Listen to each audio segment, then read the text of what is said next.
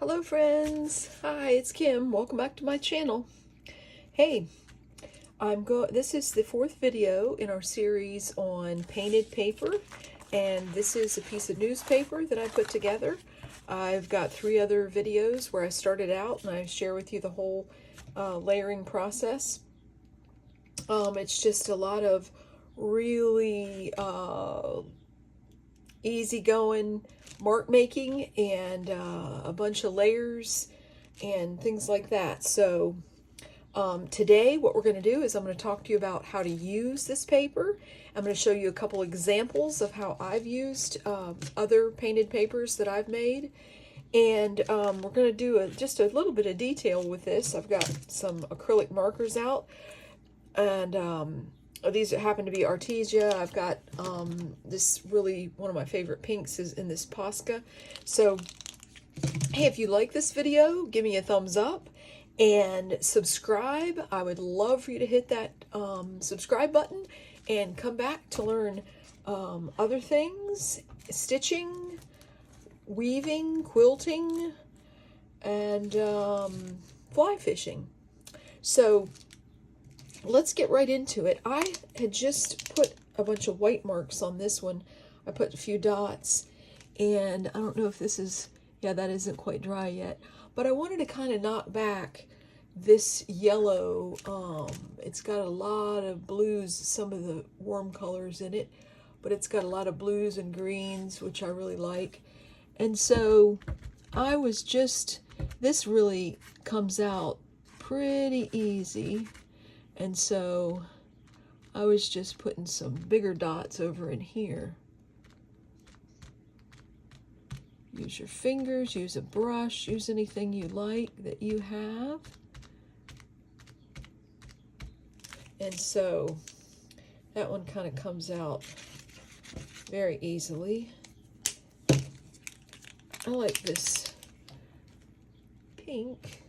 And I like, for some reason, I like dots and dashes when I'm doing this more detailed. Let me give you a little closer view of what I'm doing. I'm just putting dots in there, and that'll just cover up a little bit of the yellow. I like the yellow. You could also use a stencil at this point if you wanted to make another layer.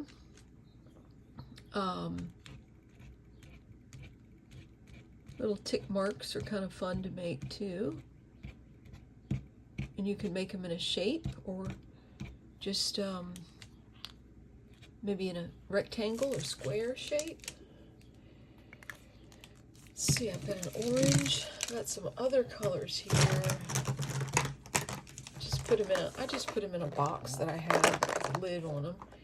And so let's see what this green looks like. Oh, I like this green. Let's go over here.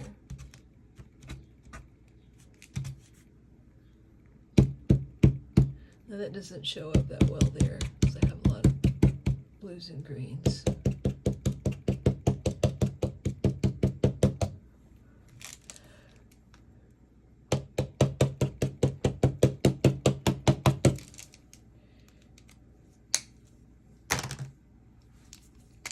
This is a neon orange that I used it right there, which I have some underlayers of orange, and I like that in here.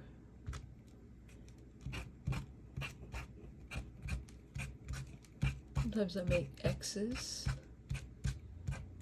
just really any mark you like. Sometimes I'll go with circles.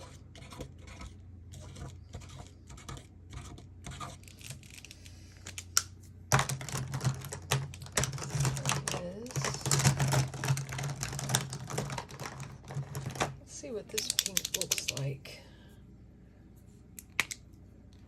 Oh, it looks neon also. Compare it. Yeah, it is the same.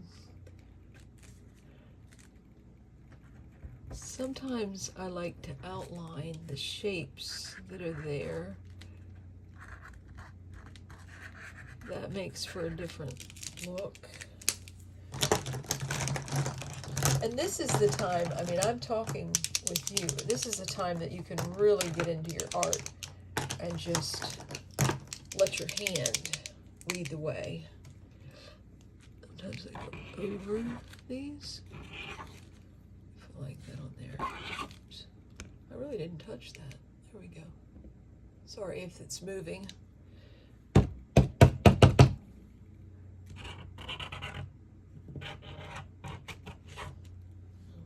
Frame. Let me bring it back out. I think I had it back out. Okay. Okay. I might want, there's a lot of weight there, but I might want some darker colors here. Oh, this is a dark blue.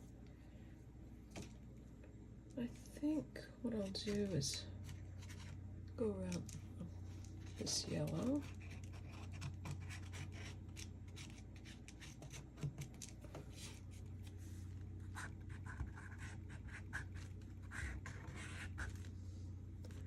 I mean, you can change the piece very suddenly just by going around certain areas and make them stand out. Not sure what color this is. It says ballerina pink. It's probably really light. Oh yeah, that's nice. That's nice.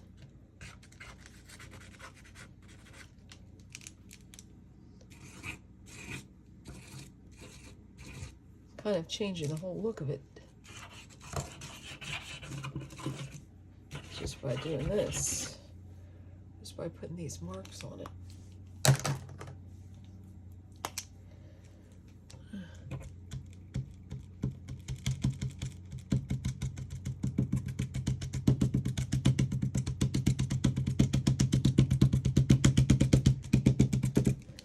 Don't be afraid to use expressive marks too.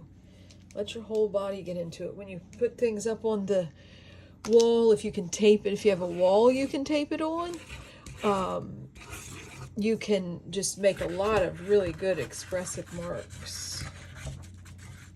I kind of mixed that one. Here we go. Okay. I'm just kind of wiping that off now because I got a little blue on the white and I want to keep that marker sort of clean. So let's let this dry. So I was just going to make the marks with the markers. And what I was going to show you now is a couple of boxes that I have here. I took some of these painted papers. They were newspapers, and a friend had some boxes that were they were actually, I can show you on this one. They were actually in this, what do you say, leopard print or animal print. And while they're nice, they didn't really go with my decor. And so what I decided, this is how it was stackable boxes, and they were black, and I'll show you a little closer. So what I did is I used glue. I think I used, I cannot remember if I mixed the matte medium or if I used a glue with Mod Podge, but they do not have shine. That's my lighting over there that's making that look shiny when it gets on there. My ring light is over to the right. I guess your left. Anyways, this, and I even pieced, I had different pieces, and I pieced it together. So it sits on a little box that I keep tissue papers in. I use it in my art room, and I keep a lot of tissue paper in, and that's a lid to it. And it gave it more of a finished look for me, anyways. And I had enough newspaper that these boxes are different sizes, and this one looks a little more shiny than the last one, but they were heavy boxes. Like this one, I keep my paper clay in and all my clay tools. And so this one I went around. But I kind of like seeing that because that's how the person had purchased the boxes. And they had them in their decor like that. And it might be wonderful for some people, but I thought it was a challenge for me, and I wanted to use my painted paper. So you see, that's just newspaper that I painted, and then you know, put it on the cardboard box. And then there's a third box, and each one is similar yet different. So there's the sides. I fully covered everything and mitered the corners, and just brought it around just to the edge there. But see, that's what they look like prior. And this has resin supplies and different things. So, hey, I needed that. I was wondering where my steel wool was. Okay, good. So, that's a box. And this one was Big Marks, and some of it, you see, I used stencils on it, I brush paint and so forth. You use your own hand, you use your own colors theme. As you can see, I like the greens and blues and some pinks for warm colors, and then but my colors are similar. Sometimes I use yellow, and sometimes I use pink, sometimes I use yellow. The other thing you can do is to collage with your papers, and I'm going to show you a couple of collages right here. Bring them a little closer.